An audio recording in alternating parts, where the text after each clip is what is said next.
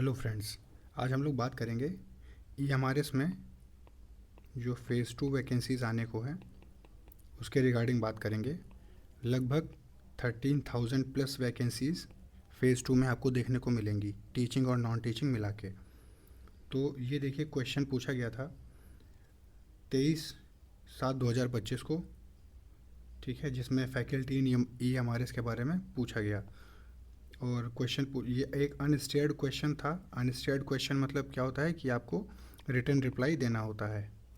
और अगर question stared होता है मतलब, तो उसमें आप जो है ओरल आंसर देते हैं। जैसे मिनिस्टर जो होते हैं उनमें उनको ओरल आंसर देना होता है। तो ये अनस्टेयर्ड क्वेश्चन था, मतलब मिनिस्टर साहब ने रिटन रिप्लाई दिया। तो ये क्वेश्चन पूछा किसने? श्रीमती पीटी ऊषा जी ने ये सवाल पूछा उनसे कि will the minister of tribal affairs be please to state the number of Eklavya model residential school EMRS that are functional as of June 2025।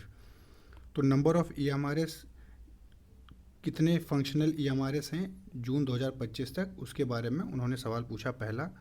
दूसरा सवाल उन्होंने पूछा the steps taken by the government to ensure the availability of qualified and competent faculty in tribal and remote areas. दूसरा सवाल faculty related पूछा उन्होंने कि qualified और कम्पिटेंट टीचर हैं उनके पास या नहीं है, उसके बारे में उन्होंने सवाल पूछा, है ना, ट्राइबल और रिमोट एरियाज़ में, मतलब जहाँ पे ये स्टूडेंट्स हैं ट्राइबल और रिमोट एरियाज़ में, जहाँ पे ये स्कूल बने हुए हैं EMRS। वेदर, तीसरा सवाल उन्होंने क्या पूछा? Whether any tribal focused digital education initiatives are currently being piloted, if so the details thereof. तो तीसरा सवाल जो है वो स्पेशली स्कूल के करिकुलम रिलेटेड है, जिसमें उन्होंने पूछा कि tribal focused digital education initiatives, जिसमें ट्राइबल जो बच्चे हैं उनको डिजिटली एम्पावर किया जाए, उसके रिगार्डिंग क्या इनिशिएटिव्स लिए गए हैं। तो उसमें जो आंसर दिया मिनिस्टर साहब ने, श्री दुर्गा दास उइकी ने, उन्होंने बताया कि देयर आर, मतलब 479 EMRS, है ना, 479 EMRS are functional as of June 2025। तो जून 2025 तक 779 जो हैं EMRS हैं। ठीक, अब देखिए, ये जो 729 EMRS हैं, इसमें टोटल एक EMRS में 52 तो 479 टोटल EMRS होते हैं, जिसमें 52 टीचिंग वैकेंसीज़ हर एक EMRS में होती है। हर एक स्कूल में लगभग 52 टीचिंग वैकेंसीज़ और नॉन टीचिंग वैकेंसीज़ होती हैं, मतलब टोटल मिला के टीचिंग नॉन टीचिंग की 52 वैकेंसीज़ होती हैं। जिसमें जो पिछली बार जो वैकेंसीज़ फ़ेज़ 1 में क्लियर करी गई थी वो जनवरी 2023 में हुआ था, और टोटल जो उस समय पोस्ट थी वो 38,480 teaching and non teaching post थे उसमें। तो जिसमें से इन्होंने फ़ेज़ 1 तो कंप्लीट कराया, इन्होंने फ़ेज़ 1 कब लिया? इन्होंने 2023 में कराया जनवरी के, और अब जो है फ़ेज़ 2 आने की बारी है। तो फ़ेज़ 2 में लगभग 13,000 प्लस वैकेंसीज़ देखने को मिलेंगी, जिसमें टीचिंग और नॉन टीचिंग दोनों की होगी। अब देखिए उन्होंने आगे कहा क्या, the recruitment is to be undertaken in a phased manner. जो रिक्रूटमेंट होगा वो फेज्ड मैनर में होगा, aligned with the progress of school construction and their operationalization. तो जैसे जैसे स्कूल कंस्ट्रक्ट होता जाएगा और जैसे वो ऑपरेशनल होता जाएगा, तो उसमें जो है वो वैकेंसीज इंक्रीज़ होंगी। फिर accordingly the first phase of the recruitment was undertaken by the national education society for tribal students. ठीक है, तो जो पहला फेज़ करवाया था एग्ज़ाम, वो नेस्ट ने करवाया था। An autonomous organization under ministry of tribal affairs. तो नेस्ट जो है एक ऑटोनमस ऑर्गेनाइजेशन है under ministry of tribal affairs. ठीक है, फिर वो कई चीज़ नेस्ट कंसीडर करता है, जैसे प्लानिंग करता है, कंस्ट्रक्टिंग, इस्टेब्लिशिंग, इंडोइंग, एडमिनिस्ट्रिंग EMRS, ये सारी चीज़ें उसका फंक्शंस होता है। तो फेज़ 1 में जो डायरेक्ट रिक्रूटमेंट हुए थे वो 10,391 था, और सो फार अ टोटल ऑफ 9,075 जो है पोस्टिंग्स उन्होंने दी हैं। ठीक, अब देखिए कुछ EMRS में टीचर्स हैं जो guest faculty on a temporary basis पे इंगेज हैं वहाँ पे। तो और गेस्ट फैकल्टी पे है, मतलब अगर वो टेम्परेरी बेसिस पे हैं तो मतलब जो EMRS है वहाँ पे जो टीचर्स हैं वहाँ पे उनका जो रिक्वायर्ड सैंक्शनड पोस्ट है वो फुलफिल्ड नहीं है, तो उनको बाहर से गेस्ट टीचर्स उनको for a temporary short duration of time उनको लेना पड़ता है।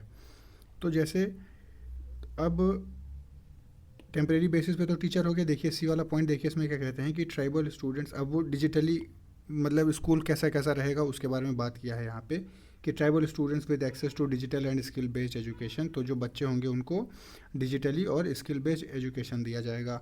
स्मार्ट क्लासरूम होंगे जिसमें डिजिटल बोर्ड्स होंगे, है ना। कंप्यूटर साइंस एजुकेशन उनको प्रोवाइड करी जाएगी ताकि वो करेंट जो है ग्रोथ है, इंडिया के ग्रोथ है, उससे उनको जोड़ा जा सके। कंप्यूटर लैब्स होंगे जिसमें इंटरनेट का एक्सेस होगा, ठीक है। उसमें आईआईटी जेई नीट की प्रिपरेशन करवानी होगी। Online classes and academic support to tribal students. तो ये ट्राइबल स्टूडेंट्स के लिए ये सारे जो है कदम उठाए जा रहे हैं। तो जो टीचर्स होंगे उन पर जिम्मेदारियाँ ज़्यादा होंगी क्योंकि उनको ये सारी चीज़ें भी बच्चों को सिखानी होंगी। Computer science education, IIT JEE NEET की जिम्मेदारियाँ भी उनके ऊपर दी जा सकती हैं। तो ये हमारे फेज़ 2 की जो वैकेंसीज़ आने को है उसके बारे में कल मैंने आरटीआई, कल मतलब 25 अगस्त 2025 को मैंने आरटीआई फाइल करी थी उसके रिगार्डिंग। तो उस पर हम लोग देखते हैं कि मैंने क्या उनको लिखा प्रॉपरली। देखिए जो रजिस्ट्रेशन नंबर है हमारे आरटीआई का वो ये है, मैंने शाश्वत शुक्ला मेरा नाम, और जब कब मैंने किया देखिए 25/7/2025 को मैंने आरटीआई फाइल करी। और अब देखिए आरटीआई में मैंने इनसे पूछा क्या, to the public information officer, national education society for tribal students, ministry of tribal affairs, government of India. Subject क्या था मेरा, request for information regarding EMRS phase 2 teaching and non teaching vacancies under RTI act 2005 sorry, ठीक है। तो EMRS phase 2 के बारे में जो टीचिंग और नॉन टीचिंग जो वैकेंसीज आनी है उसके बारे में मैंने इनसे पूछा। Respected sir madam, under the RTI act 2005 I kindly request the following information regarding the upcoming EMRS Phase 2 recruitment for teaching and non-teaching post. पहला क्या पूछा, please provide the total number of teaching and non teaching vacancies proposed for phase 2। Total number of vacancies हमको बताएं कि कितना proposed है जो कि फेज़ 2 में ये निकालने वाले हैं। Recruitment along with category wise breakup, उसका कैटेगरी वाइज ब्रेकअप करके बताएं। Unreserved, OBC, SC, ST, EWS, PWD, मतलब हर कैटेगरी वाइज कितनी वैकेंसीज रहने वाली हैं उसके बारे में वो जानकारी दें। दूसरी पॉइंट क्या है, what is the expected date of release of the official notification for phase 2। तो जो फेज़ 2 के लिए जो ऑफिशियल रिक्रूटमेंट नोटिफिकेशन है वो किस डेट को वो निकालेंगे, और अगर वो डिलेड है तो वो मेंशन करें वो रीज़न कि किस वजह से वो नोटिफिकेशन जो है वो डिलेड है। तीसरा पॉइंट क्या है, kindly share the finalize recruitment process, examination mode, selection criteria and tentative schedule. तो जो भी इन लोगों ने फाइनलाइज किया है रिक्रूटमेंट प्रोसेस कैसे होगा उसके बारे में वो इन्फॉर्मेशन प्रोवाइड करें। क्या शेड्यूल रहेगा उसका, एग्जामिनेशन मोड क्या होगा, मतलब ये कंप्यूटर बेस्ड टेस्ट होगा या पेन एंड पेपर मतलब ओएमआर बेस्ड टेस्ट होगा, इसके बारे में बताएं। सिलेक्शन क्राइटेरिया क्या होगा इसके बारे में वो इन्फॉर्मेशन दें। चौथा पॉइंट देखिए, will the reservation and quota policy remain the same as in phase 1। तो जो रिजर्वेशन या कोटा पॉलिसी फेज़ 1 में था क्या वो सेम इसमें भी रहेगा फेज़ 2 में भी, या अगर कोई चेंजेस हैं, अगर कोई चेंजेस आपने प्रपोज किए हैं तो उसके बारे में भी हमको जानकारी दीजिए। फिफ्थ पॉइंट क्या है, is the recruitment being handled directly by NEST और through a third party agency. तो जो रिक्रूटमेंट है क्या वो नेस्ट ही उसको हैंडल कर रहा है या किसी तीसरी एजेंसी को दिया गया है। जैसा कि आप लोग देख रहे होंगे कि एसएससी में जो मेजर प्रोटेस्ट है वो इसी के लिए चल रहा है कि जो एडिक्विटी और जो दूसरी अदर एजेंसी से एग्ज़ाम कंडक्ट करवाने के लिए उनमें काफ़ी इश्यूज़ आ रहे हैं। कोई क्वेश्चन गलत है, उनका आंसर गलत है, क्वेश्चन मिसमैच है या उनका लेवल किधर का है, उन सब में इश्यूज़ हैं। और सेंटर का भी इशू रहता था उसमें कि सेंटर कहीं एक रिमोट लोकेशन पे सेंटर में भेज दिया जहाँ पे ना इंटरनेट है ना प्रॉपर कोई मेंटेनेंस है। तो वही इसको रिगार्ड ध्यान में रखते हुए ये सवाल पूछा गया है कि recruitment being handled directly by NEST और through a third party agency. तो अगर कोई थर्ड पार्टी एजेंसी है तो उसको इन्फॉर्म किया जाए। फिर सिक्स्थ पार्ट क्या है, are there any pending approvals from the ministry of tribal affairs और other authorities delaying the notification. तो क्या कोई अदर पेंडिंग अप्रूवल्स हैं जो है मिनिस्ट्री ऑफ ट्राइबल अफेयर्स से मिलना है, या कोई अदर अथॉरिटी है जो डिले कर रही है नोटिफिकेशन को रिलीज़ करने में, उसके बारे में भी बताएं। Seventh point, will the list of shortlisted candidates and answer keys be made public after the examination.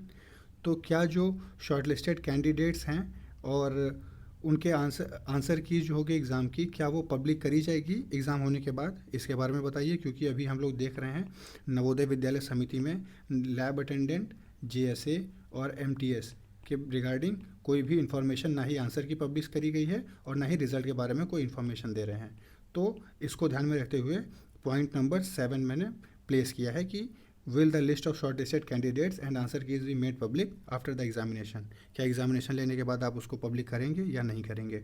अगर जो भी आंसर है वो हमको यहाँ पे मेंशन करके रिप्लाई में दें। क्वेश्चन पॉइंट 8 देखिए, has the budget for the recruitment already been sanctioned. तो जो फेज़ 2 के लिए जो बजट एलोकेट किया गया है वो सैंक्शन हुआ है या नहीं हुआ है, उसके बारे में हमको बताएं। I request you to provide the above information at the earliest. तो जो भी इन्फॉर्मेशन है वो आप हमें जल्द से जल्द बताएं।